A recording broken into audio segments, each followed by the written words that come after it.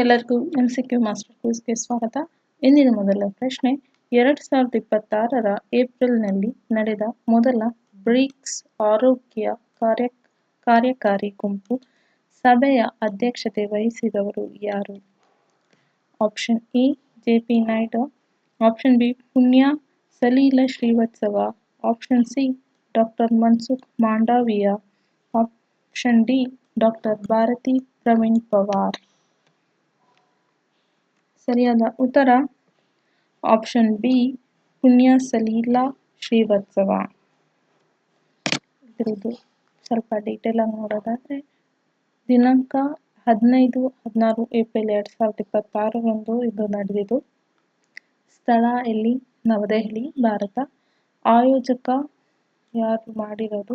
ಕೇಂದ್ರ ಆರೋಗ್ಯ ಮತ್ತು ಕುಟುಂಬ ಕಲ್ಯಾಣ ಸಚಿವಾಲಯ. ಅಧ್ಯಕ್ಷತೆ ಕೇಂದ್ರ ಆರೋಗ್ಯ ಕಾರ್ಯದರ್ಶಿ ಪುಣ್ಯ ಸಲೀಲ ಶ್ರೀವಾತ್ಸವ. ಇದರ ಅಧ್ಯಕ್ಷತೆ ವಹಿಸಿಕೊಂಡಿದ್ದವರು ಇವರು. ಸ್ವರೂಪ ಭೌತಿಕ ಪ್ಲಸ್ ವರ್ಚುವಲ್ ಸಭೆ ಕೂಡ ಇತ್ತು, ಆ ಥರ ಮಾಡಿದ್ದು. ಬ್ರಿಕ್ಸ್ 2026 ಭಾರತದ ಅಧ್ಯಕ್ಷತೆ ಹೇಗೆ ಮಾಡಿದ್ರು, ಹೇಗಿತ್ತು ನೋಡೋದ. ಏನೇನಿದ್ರು, ಎಷ್ಟು ದೇಶಗಳು ಭಾಗವಹಿಸಿದ್ರು, ಅದ್ರ ಬಗ್ಗೆ ಸ್ವಲ್ಪ ಮುಂದೆ ಡೀಟೇಲ್ ಆಗಿ ನೋಡೋದ. ಅಧ್ಯಕ್ಷತೆ ಯಾವತ್ತಿಂದ? ಜನವರಿ 1, 2026ರಿಂದ ಭಾರತ. Theme building for resilience, innovation, corporation and sustainability. ಬ್ರಿಕ್ಸ್ನ ಥೀಮ್ 2026 ಬ್ರಿಕ್ಸ್ ಥೀಮ್ ಏನು ಅಂದರೆ building for resilience, innovation, corporation and sustainability. ಹಿನ್ನೆಲೆ 2025ರ ರಿಯೋ ಶೃಂಗಸಭೆಯಲ್ಲಿ ಪ್ರಧಾನಿ ಮೋದಿ ಪ್ರತಿಪಾದಿಸಿದ ಜನ ಕೇಂದ್ರಿತ ಮತ್ತು ಮಾನವೀಯತೆ ಮೊದಲು ವಿಧಾನ. ಭಾಗವಹಿಸಿದ ದೇಶಗಳು 9 ಸದಸ್ಯ ರಾಷ್ಟ್ರಗಳು: ಬ್ರೆಜಿಲ್, ರಷ್ಯಾ, ಭಾರತ, ಚೀನಾ, ದಕ್ಷಿಣ Africa, Egypt, Ethiopia, UAE, Indonesia. ಇವಿಷ್ಟು ರಾಷ್ಟ್ರಗಳು ಭಾಗವಹಿಸಿದ್ರು. ಸಭೆಯ ಪ್ರಮುಖ ಉದ್ದೇಶಗಳು ಮತ್ತು ಆದ್ಯತೆಗಳು ಏನೇನು ನೋಡೋದಾದ್ರೆ, ಸಾಂಕ್ರಾಮಿಕ ಮತ್ತು ಅಸಾಂಕ್ರಾಮಿಕ ರೋಗಗಳು ಅಂದರೆ TB, ಮಧುಮೇಹ, ಹೃದ್ರೋಗ ನಿಯಂತ್ರಣ ಸಹಕಾರ, ಸಾರ್ವತ್ರಿಕ ಆರೋಗ್ಯ ಸಂರಕ್ಷಣೆ, ಕೈಗೆಟುಕುವ ಔಷಧಿಗಳು, ಆರೋಗ್ಯ ವ್ಯವಸ್ಥೆ ಬಲವರ್ಧನೆ, ಸಾಂಕ್ರಾಮಿಕ ಸಿದ್ಧತೆ, ಆರಂಭಿಕ ಎಚ್ಚರಿಕೆ ವ್ಯವಸ್ಥೆ, ಲಸಿಕೆ, ಸಾಮಾನ್ಯತೆ, ಆರೋಗ್ಯ ತಂತ್ರಜ್ಞಾನ, ಡಿಜಿಟಲ್ ಆರೋಗ್ಯ ವಾಸ್ತುಶಿಲ್ಪ, AI ಬಳಕೆ. ಭಾರತದಿಂದ ಪ್ರಸ್ತಾಪಿಸಲಾದ 2 ಹೊಸ ಆದ್ಯತೆಗಳು ಯಾವುದು ಅಂದರೆ, BRICS mission for healthy lifestyle, ಅನಾರೋಗ್ಯಕರ ಆಹಾರ, ದೈಹಿಕ ನಿಷ್ಕ್ರಿಯೆ, ತಂಬಾಕು, ಮದ್ಯಪಾನ ತಡೆಗಟ್ಟುವಿಕೆ. Promotion of mental health and wellness, ಮಾನಸಿಕ ಆರೋಗ್ಯ ಸೇವೆಗಳ ಬಲವರ್ಧನೆ, ಕಳಂಕ ನಿರ್ವಹಣೆ, ಮುಖ್ಯವಾಹಿನಿಗೆ ಸೇರ್ಪಡೆ. ಈ 2 ಹೊಸದಾಗಿ ಪ್ರಸ್ತಾಪಿಸಿದ ಹೊಸ ನ್ಯೂಸ್ ಈ ಬ್ರಿಕ್ಸ್ ಸಭೆಯಲ್ಲಿ ಇದೆರಡು ಹೊಸದಾಗಿ ಪ್ರಸ್ತಾಪಿಸಿದ್ರು. ಇದ್ರ ಬಗ್ಗೆ ಸ್ವಲ್ಪ ಡಿಸ್ಕಷನ್ ಕೂಡ ಇರ್ತದೆ. ಆಮೇಲೆ ಈಗ ಎಕ್ಸಾಮ್ ವ್ಯೂ ಪಾಯಿಂಟ್ ಏನೇನು ಕೇಳಬಹುದು, ಇಂಪಾರ್ಟೆಂಟ್ ಪಾಯಿಂಟ್ಸ್ ಅದರಲ್ಲಿ ಅಂದರೆ, ಮೊದಲ ಬಾರಿಗೆ ವಿಸ್ತರಿಸಿದ ಬ್ರಿಕ್ಸ್ 9 ದೇಶಗಳೊಂದಿಗೆ ನಡೆದ ಮೊದಲ ಆರೋಗ್ಯ ಸಭೆ ಇದು. ಹೊಸ ಸದಸ್ಯರು ಈಜಿಪ್ಟು, ಇಥಿಯೋಪಿಯಾ, UAE, ಇಂಡೋನೇಷಿಯಾ 2024ರಲ್ಲಿ ಸೇರ್ಪಡೆ ಆಯಿತು. ಭಾರತದ ಪಾತ್ರ 2026ರ ಅಧ್ಯಕ್ಷ ರಾಷ್ಟ್ರವಾಗಿ ರಿಸೈಲೆನ್ಸ್ ಮತ್ತು ಇನೋವೇಷನ್ಗೆ ಒತ್ತು ನೀಡಿತು. ಮತ್ತು ಸಚಿವಾಲಯ MOHFW ಅಂದರೆ ministry of health and family welfare, ಕೇಂದ್ರ ಆರೋಗ್ಯ ಸಚಿವ ಜೆ.ಪಿ. ನಾಯ್ಡು, ಡಾಕ್ಟರ್ ಇಲ್ಲ. ಮುಂದಿನ ಪ್ರಶ್ನೆ, 2026ರಲ್ಲಿ WWF ರಾಷ್ಟ್ರೀಯ ಪ್ರಶಸ್ತಿ ಪಡೆದ ಭಾರತೀಯ ಸಸ್ಯಶಾಸ್ತ್ರಜ್ಞ ಯಾರು? Option A doctor KS Manilal, option B doctor CS Lakshmi, option C doctor Ranjith Daniels, option D N Aleem Yusuf. ಸರಿಯಾದ ಉತ್ತರ ಆಪ್ಷನ್ ಡಿ ಅಲೀಂ ಯೂಸುಫ್. ಇವ್ರ ಬಗ್ಗೆ ಸ್ವಲ್ಪ ನೋಡೋದ. ಪ್ರಚಲಿತ ಘಟನೆ ಕನ್ನಡ ಬೇಸ್ ಏನಿರುತ್ತೆ ಅಂದರೆ, ಪ್ರಶಸ್ತಿ ಯಾರು ಕೊಟ್ಟಿದ್ದು? WWF ಅಂದರೆ world wide fund for nature ರಾಷ್ಟ್ರೀಯ ಪ್ರಶಸ್ತಿ 2026 ವಿಜೇತರಾಗಿದ್ದರು. ಇವರು ಯಾರು ವಿಜೇತ? ಎನ್ ಅಲೀಂ ಯೂಸೆಫ್. ಇವರು ಶಸ್ತ್ರಾಸ್ತ್ರ ಸಂಶೋಧಕ. ಸಂಸ್ಥೆ Malabar botanical garden and institute for plant science, Olavanna, Kozhikode, ಕೇರಳದವರು. ದಿನಾಂಕ 16 ಏಪ್ರಿಲ್ 2026ರಂದು ಘೋಷಣೆ ಮಾಡಿದರು. ಕಾರಣ ಆಕ್ರಮಣಕಾರಿ ಸಸ್ಯಗಳನ್ನು ಗುರುತಿಸುವ ಎಐ ಆಧಾರಿತ ಮೊಬೈಲ್ ಅಪ್ಲಿಕೇಶನ್ ಅಭಿವೃದ್ಧಿ.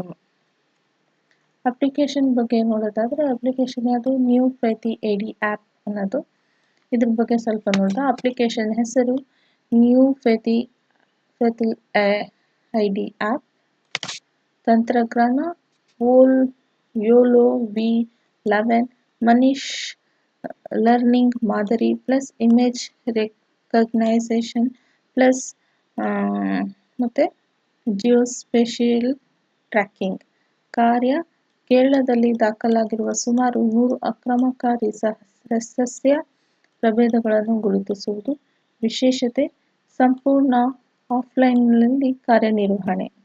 ಆಫ್ಲೈನಲ್ಲಿ ಕೂಡ ಇದು ವರ್ಕ್ ಆಗುತ್ತೆ. ಫೋಟೋ ಅಪ್ಲೋಡ್ ಮಾಡಿದ ತಕ್ಷಣ ಟಾಪ್ 3 ಫಲಿತಾಂಶ ತೋರಿಸುತ್ತೆ. ಸಸ್ಯದ ಲಕ್ಷಣ, ಅಪಾಯ ನಿಯಂತ್ರಣ ಕ್ರಮಗಳ ಮಾಹಿತಿ. ಭಾಷೆ ಇಂಗ್ಲಿಷ್ ಮತ್ತು ಮಲಯಾಳಂ ಅಂತ ತೋರಿಸುತ್ತೆ. ಬಳಕೆದಾರರು ಸ್ಥಳೀಯ ಸಮುದಾಯ, ವಿದ್ಯಾರ್ಥಿಗಳು, ಪರಿಸರ ತಜ್ಞರು. ಬಿಡುಗಡೆ ಫೆಬ್ರವರಿ 2026ರಲ್ಲಿ ಕೇರಳ ಮುಖ್ಯಮಂತ್ರಿ ಎಂದಲೇ ಲೋಕಾರ್ಪಣೆ. ಆಕ್ರಮಣಕಾರಿ ಸಸ್ಯಗಳು ಏಕೆ ಅಪಾಯಕಾರಿ? ಸ್ಥಳೀಯ ಸಸ್ಯಗಳಿಗೆ ಬೆದರಿಕೆ. ವೇಗವಾಗಿ ಹರಡಿ ಸ್ಥಳೀಯ ಸಸ್ಯಗಳನ್ನು ನಾಶಪಡಿಸುತ್ತವೆ.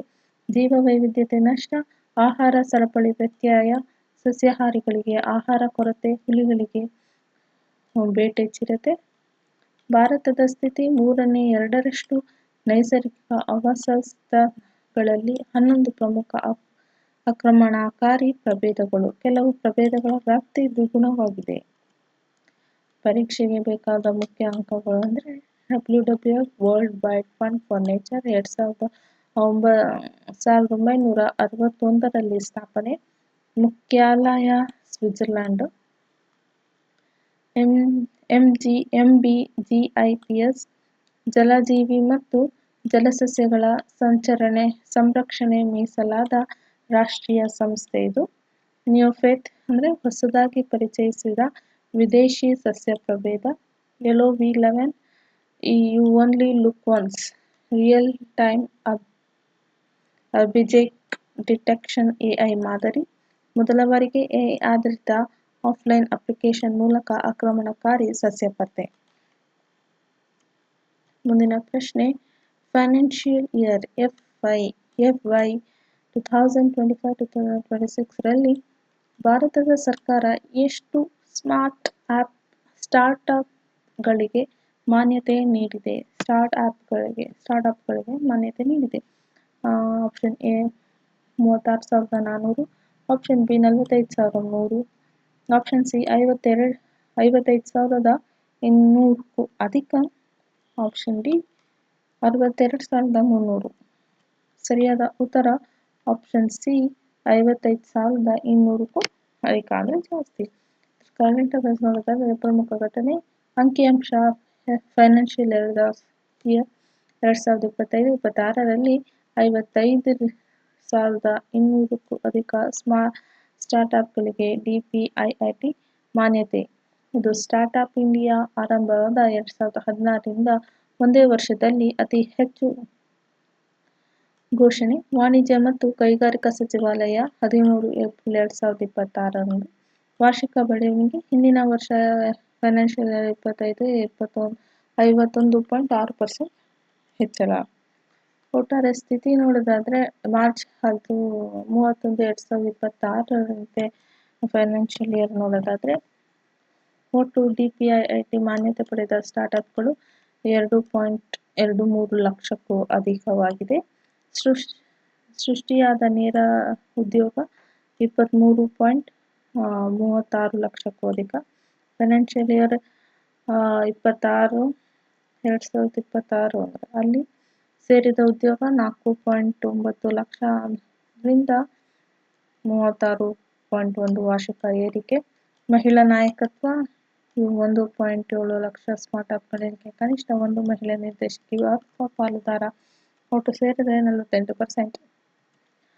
ಪ್ರಮುಖ ರಾಜ್ಯಗಳು ಸ್ಟಾರ್ಟ್ಅಪ್ಗಳ ಹಬ್ಗಳಲ್ಲಿ ಟಾಪ್ 5 ಯಾವುದು ಅಂದರೆ ಇಷ್ಟು. ಫಸ್ಟ್ ಒಂದು ಮಹಾರಾಷ್ಟ್ರ, ಅದು 38,660 ಅಧಿಕ. ಎರಡನೇದು ಕರ್ನಾಟಕ 22,600 ಅಧಿಕ.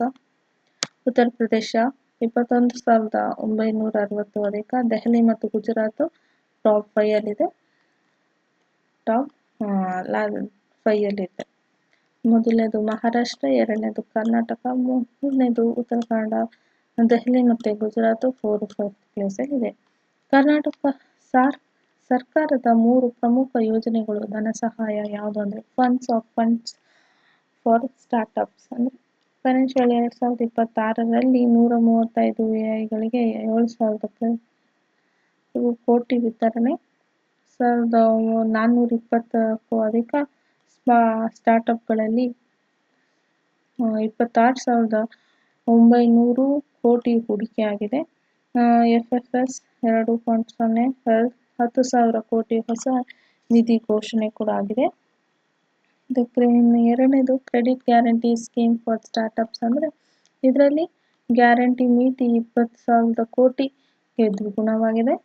ಮತ್ತು ಫೈನಾನ್ಷಿಯಲ್ 2026ರಲ್ಲಿ 410ಕ್ಕೂ ಅಧಿಕ ಸಾಲಗಳಿಗೆ ಮತ್ತು 1,250 ಕೋಟಿ ಗ್ಯಾರಂಟಿಯಾಗಿದೆ. ಇದು ಮೂರನೇ ಸ್ಕೀಮ್ ಯಾವುದು ಅಂದರೆ startup India seed fund scheme. ಅದಂದರೆ 219 ಇನ್ಕ್ಯುಬೇಟರ್ಗಳಿಗೆ 945 ಕೋಟಿ ಪೂರ್ಣ ಬದ್ಧತೆ ಕೊಟ್ಟಿದ್ದಾರೆ. ಮತ್ತು 3,400 ಸ್ಟಾರ್ಟ್ಅಪ್ಗಳಿಗೆ 605 ಕೋಟಿ ಅನುಮೋದನೆ ಕೊಟ್ಟಿದ್ದಾರೆ. ಇನ್ನೋವೇಷನ್ ಪೇಟೆಂಟ್ಗಳು ಅಂದರೆ ನೋಡೋದಾದರೆ ಫೈನಾನ್ಷಿಯಲ್ 2026 4,480 ಪೇಟೆಂಟ್ ಅರ್ಜಿಗಳು. FY 25ರ 2,850ಕ್ಕಿಂತ ಹೆಚ್ಚಳ. ಒಟ್ಟು ಸ್ಟಾರ್ಟ್ಅಪ್ಗಳಿಂದ 19,400ಕ್ಕೂ ಅಧಿಕ ಪೇಟೆಂಟ್ಗಳು ಅರ್ಜಿಗಳು ಸಲ್ಲಿಕೆ ಆಗಿದೆ. ಮತ್ತು ಸ್ಟಾರ್ಟ್ಅಪ್ ಇಂಡಿಯಾ ಇನಿಷಿಯೇಟಿವ್ ಮೂಲ ಮಾಹಿತಿ ಏನು ಅಂದರೆ ಇದು ಆರಂಭ ಆಗಿದ್ದು ಜನವರಿ 16, 2016.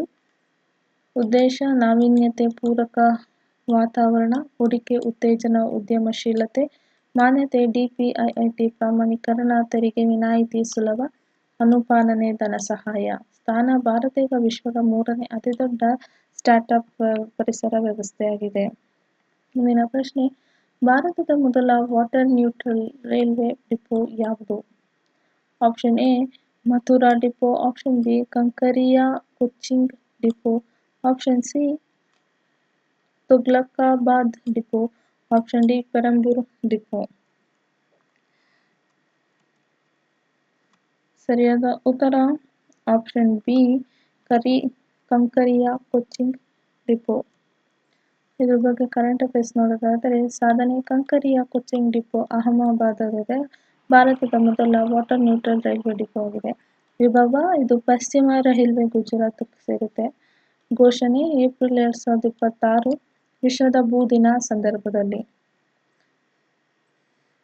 ವಾಟರ್ ನ್ಯೂಟ್ರಲ್ ಎಂದರೇನು? ಡಿಪೋದ ಕಾರ್ಯಾಚರಣೆಗೆ ಬೇಕಾದ ಬಹುತೇಕ ಎಲ್ಲ ನೀರಿನ ಬೇಡಿಕೆಯನ್ನು ತ್ಯಾಜ್ಯ ನೀರನ್ನು ಸಂಸ್ಕರಿಸಿ ಮರುಬಳಕೆ ಮಾಡುವ ಮೂಲಕ ಪೂರೈಸುವುದು.